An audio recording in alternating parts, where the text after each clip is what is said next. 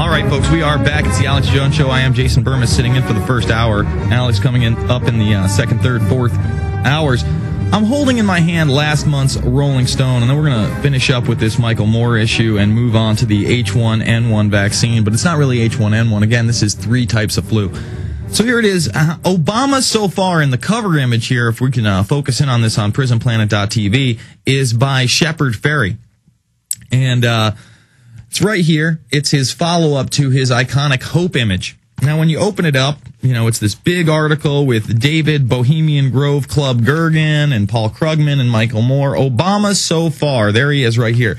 And he really has the nerve to say he fakes right and goes left, says Moore. I'll be shocked if he keeps 50,000 troops in Iraq. He just says those things to keep the opposition at bay. Who is in a delusional wonder world now, Mr. Moore? He doesn't say those things to keep the opposition at bay. He says those things because he works for the Wall Street establishment. They're the ones that got him, quote unquote, elected. A very loose term right now, election. Please, give me a break. And speaking of Obama, we got a story up at Infowars.com and prisonplanet.tv right now about this censored image. At first they said, hey, the artist of this Obama Joker filed a DMCA complaint. He did not. And then they said Time Magazine did it. No, they didn't either. Okay, so who's doing this? Flickr won't say. Check it out. You'll remember that the image caused all uproar. Here's a list of most places where the story ran last week after Flickr was reported to have removed the controversial image from Al-Khalib's stream and their site. Flickr's defense of their removal of the image eventually came from Community Manager Health Camp in a help forum thread that has subsequently been shut down, who told Flickr users that the reason why the image was removed was that someone filed a DMCA request to take it down.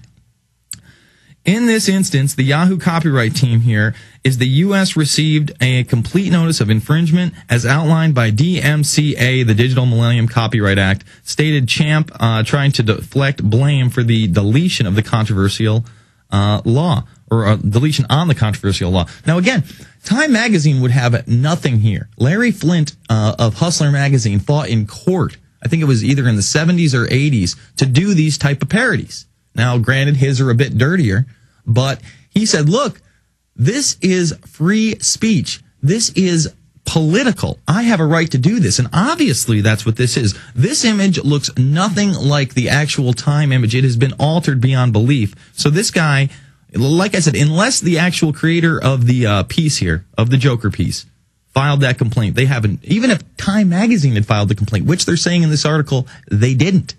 They didn't. It wouldn't hold up in court. It's an original image, folks. So the mystery continues. Why are they tearing this down? Because it's gone viral, and it shows our Lord and Savior, the Messiah, Barack Obama, in a bad light, and they can't have that. All right, so here it is. Everything you need to know about the H1N1 vaccine. Take a look at it, folks. I mean, this is pure propaganda from Fox News. It's the follow-up propaganda from Fox News. See, they're allowed to expose, what's going on in Wall Street and how bad the Democrats are with health care. Now that they're in the minority, but they still have to push the globalist propaganda that you need to take your shot. There's not going to be one mention in this article about people becoming quadriplegics. There's not going to be one mention in this article about people dying from the vaccine. Not one mention of what happened in 1976. Not one mention. Not one mention of the trial runs that are hurting people. Safety questions are being raised about the rush to get an H1N1 vaccine into the hands of doctors before the virus reemerges this fall, possibly more dangerous and widespread than it was last spring. So they're already spooking you out in the first paragraph. It's going to be more dangerous, more widespread. Here it comes. And those questions are brewing concern among many Americans, wondering whether to risk putting off being vaccinated. See, whether to risk putting off being vaccinated. They're making it seem like you need to rush to go get it. Not whether or not you should take it, whether you should put it off. No, you're going to take the shot. Or take a shot at beating the bug before it gains the upper hand.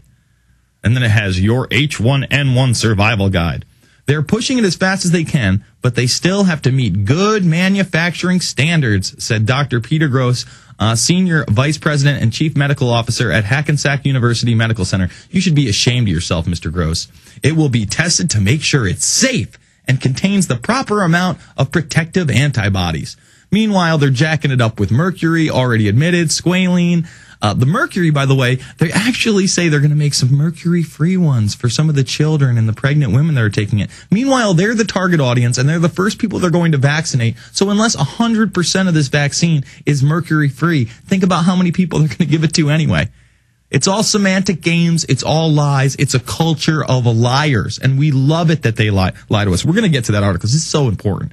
I just went over it this morning, and I was like, this really does tell it like it is. This really says what we are as a society, where our morals are. And I'm not perfect. I know that. I'm far from perfect. I'm going to continue with this article, though. We'll get to that in a moment. Each year, scientists with the FDA, U.S. Center for Disease Control and Prevention, and the National Institutes of Health and vaccine manufacturers meet in January or February to decide which strains of the flu virus will be included in the seasonal flu vaccine. From there, the chosen strains are sent to the World Health Organization so that scientists can view the selected strains and make any necessary, though usually minor, changes. Meanwhile, no mention in this article, zero mention that it's H5N1, the bird flu virus, 2 separate strains of H1N1, the pig flu virus, and 1 strain of human flu virus. They're not mentioning that at all. They say, well, this is nothing new. And here's where they admit, though, the new virus, however, is different in that it contains a mix of human, bird, and swine flu strains of the virus. Just casually saying it, no big deal. And you're thinking to yourself, wait a minute, bird flu, isn't that more deadly? How does bird flu get in there? And again, it's lightly and sparsely mentioned in the media, but they never focus on that because then they have to focus on the fact that this was probably created in a bioweapons lab. And people have gone public saying that. I think it was one of the guys that designed Tamiflu said that. I mean, come on. But only when he said it, though, it escaped. It mistakenly escaped. See, there's no way they would actually release it on purpose. You say that, like the health minister out in India. All of a sudden, you're saying that the government and the Jews did it. At least that's the CFR propaganda that we saw on the Colbert Report. Let's see. An H1N1 strain has been included in the influenza vaccine every year since 1977. And they're also saying that the process is a slow one, so they're not going to be able to give everybody it off the bat. But they're still, again, hitting the 20 to 40-year-olds first, pregnant women, and very young children. See, they figure that the older people are just going to catch it from all the people they infect when they give them the shot. That's a sick joke. And then at the very end, it's 3 shots instead of 1. Americans are potentially looking at 3 flu shots this year instead of the normal 1 shot that would include 1 of the seasonal flu. All right. So I'm already getting Board of Education permission slips. Now, this one is a lot more honest than some of the ones you're probably going to see for those of you out there that have children. Okay, obviously we have the school systems blacked out and whatnot, but here it is right here. The flu season is expected to be active. With the threat of H1N1 virus, swine flu, and the seasonal flu, it is especially important that all families take precautions to avoid getting sick. Let's see. Blank Hospital of Blank plans to provide free seasonal flu vaccine, flu injections and flu mist to all school students as well as all school staff in early November. So this is going to be free, folks. They're pumping it out freestyle. In fact, we read the story yesterday. They're willing to pay you $50 in some places to take this shot. The Blank School's Coordinated School Health Program and the school nurse are working with the health department to make available an H1N1 vaccination at no cost to all students and staff. The H1N1 vaccine will be given in 2 doses at least 3 weeks apart. So they're already talking about in this permission slip 2 shots off the bat, a 2-spot. For planning purposes, it is important to have an idea of how many students will have parent permission to receive the immunizations. No child will receive an immunization without parent permission. So this is one of the better permission slips that I've seen, but this shows their intent. I will say this. This is not fear-mongering. This is not saying kids won't be able to go to school. This is saying that they are not going to get the immunization without permission. Look for a lot more of these coming up, and look for them to be a lot more deceptive than this one right here. Now, check this one out. Company cleared to test swine flu vaccine, fighting off liquidation. Okay, so the guys that are testing the swine flu vaccine right now are just clawing to stay above water and make a profit. Geez, do you think that they're going to rush through these tests and say whatever the establishment wants them to so they can stay in business? I wonder. This is out of the Wall Street Journal, by the way. As a new White House report raises the possibility that up to 50% of the U.S. population could contract swine flu this season.